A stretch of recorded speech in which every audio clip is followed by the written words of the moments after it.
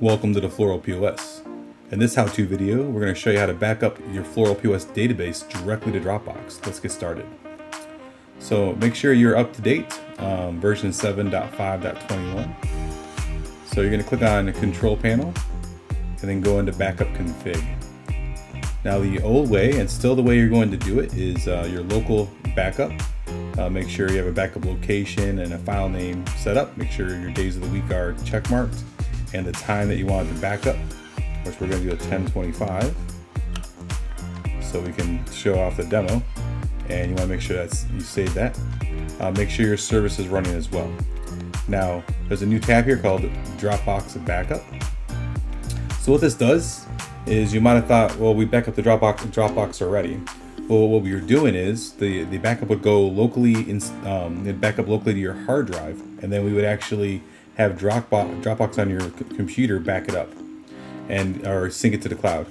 Now that worked really good for everybody, but sometimes there's situations where that sync link gets broken, and as there's no way to see if it's syncing. You're assuming that it's syncing, and obviously we're still backing up locally, but if your hard drive were to crash, you want to make sure that it is backing up to Dropbox. So enter this new tab called the Dropbox Backup. And what this does is it gives a direct connection to Dropbox. That way, like, you can see if it's synced up successfully, and you can see if it doesn't.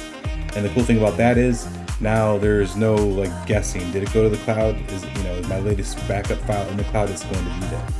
So let me show you how to connect it. All you're going to do is click on that Dropbox Setup tab up here, and then click on Connect. That's going to take you to your Dropbox. Click on Continue, and then Allow. And then you're going to see OAuth access has been granted to your Dropbox. So X out of that page. You can see here the Floral POS and your Dropbox account have been successfully connected. That's simple.